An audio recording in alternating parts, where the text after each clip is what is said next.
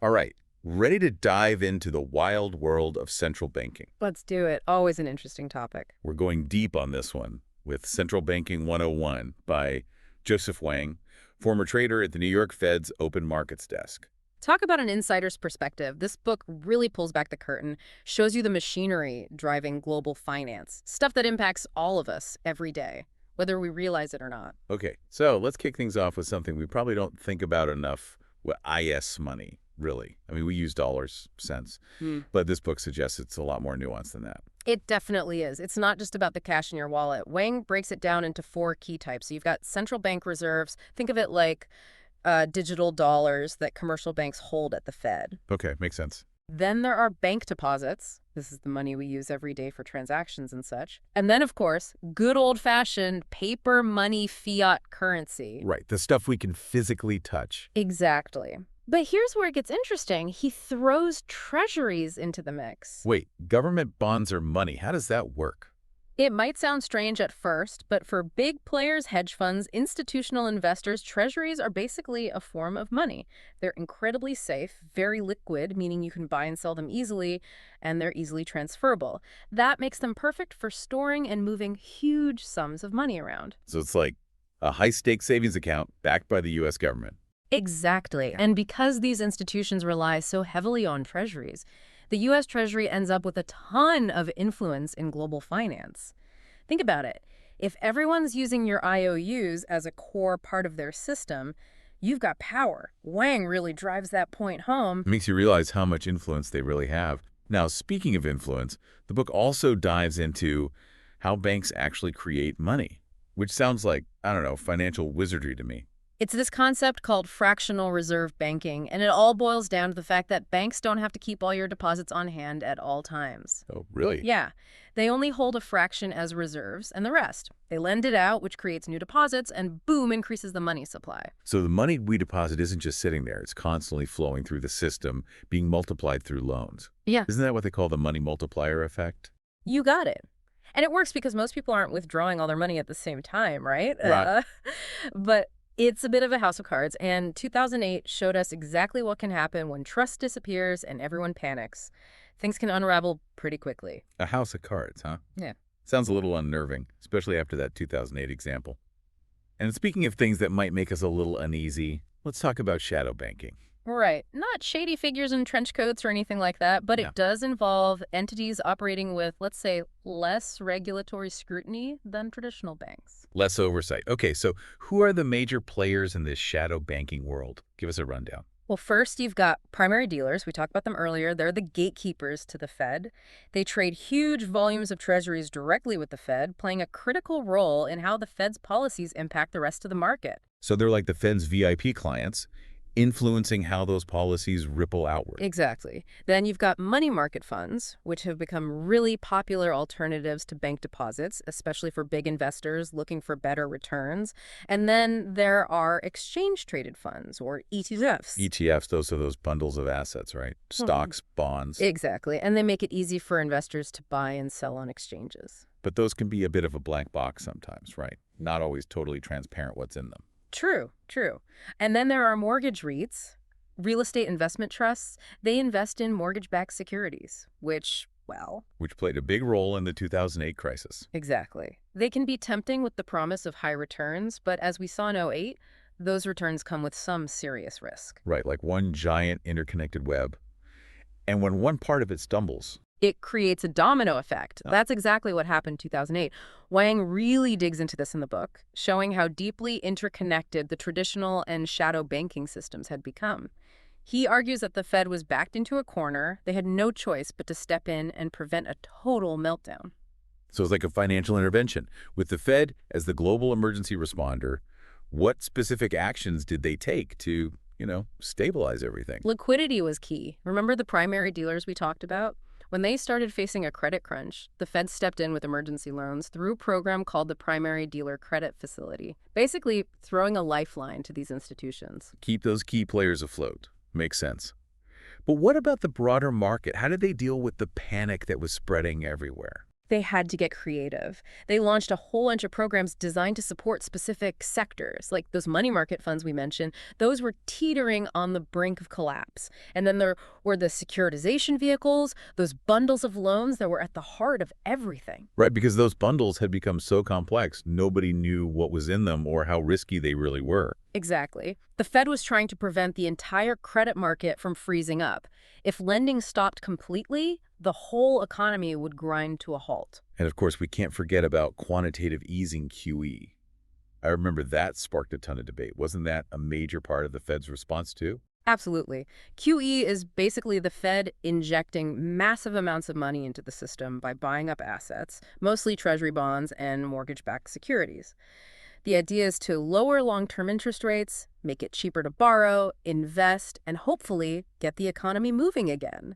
It was a bold move. Some would say they went too far. Because pumping that much money into the system, wouldn't that lead to inflation? I remember those concerns were everywhere. Definitely. Critics were worried it would lead to runaway inflation and create dangerous asset bubbles. But then again, others were saying it was absolutely necessary to prevent a complete economic collapse. Still a hotly debated topic.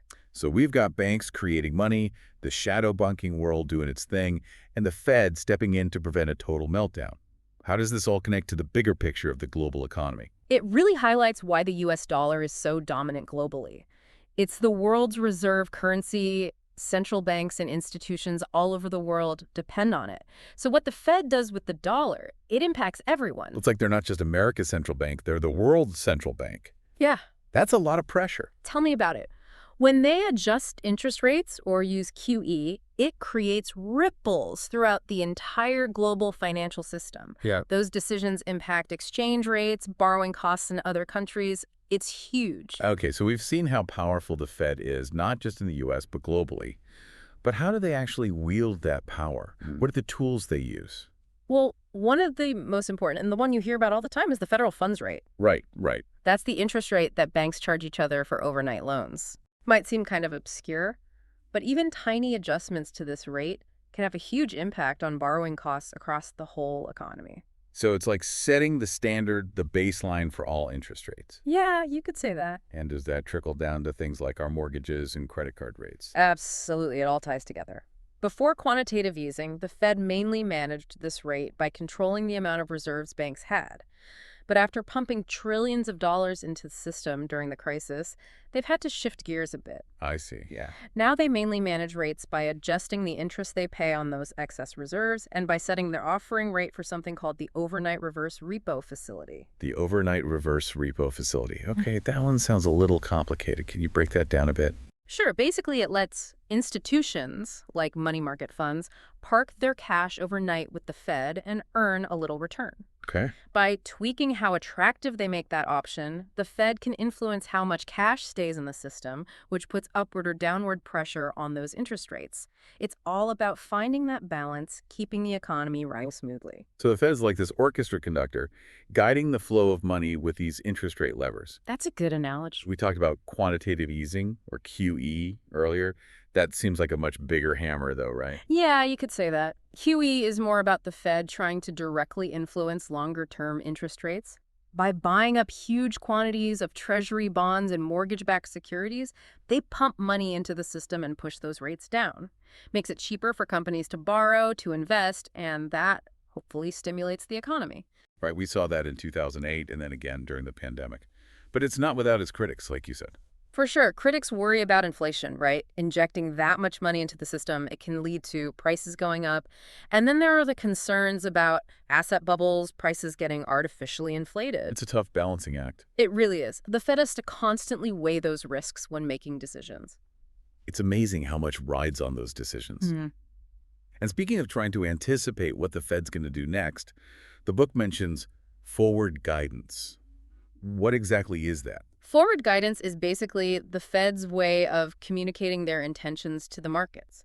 Could be as simple as saying, hey, we're planning to keep interest rates low for a while, or as specific as laying out the economic conditions that would cause them to make a change. So they're trying to give the markets a heads up, avoid any big surprises. Exactly. In today's world where information spreads so fast, forward guidance is crucial for the Fed. It's about managing those expectations, giving some sense of predictability. It sounds like becoming a Fed watcher could be a full-time job. It practically is for some people. How can the average person begin to understand what those pronouncements really mean? You don't need to be an economist to get an idea of what the Fed is thinking. Pay attention to what they say after their meetings. They release statements, have press conferences, publish meeting minutes, and even put out economic projections. So it's like piecing together a puzzle. Exactly. And remember, the Fed is trying to guess how the economy is going to react to their moves, and they don't always get it right. They're dealing with a lot of uncertainty, making tough calls with incomplete information sometimes. Which leads us to a really interesting point the book makes, that inflation, something we tend to think of as this purely economic force, is also influenced by political decisions. Right. It's easy to see inflation as this abstract thing, but Wang argues that it's heavily shaped by what governments do. How much they spend, how they handle their debt, the policies they put in place, it can all either fuel or put the brakes on inflation. So those huge deficits and rising debt we keep hearing about, should that change how we think about inflation going forward? That's the question, isn't it? It's not just some unavoidable force of nature. Central banks and governments, they're all tangled up in this intricate dance, and understanding how that works is vital if you want to navigate the financial world. Well, there you have it, a deep dive into the fascinating, sometimes confusing, always powerful world of central banking. It's a wild ride. We've covered how money is created, ventured into the shadow banking world, and even gotten a glimpse at the Fed's playbook. Hopefully people came away with a better understanding of how this complex system affects their lives every day. Absolutely. Because the next time you hear a news report about a Fed decision or see those interest rates moving up or down, remember, these aren't just numbers on a screen. These decisions have real consequences. They influence everything from the cost of groceries to the stability of the global economy. It's a system worth paying attention to, that's for sure. Couldn't agree more.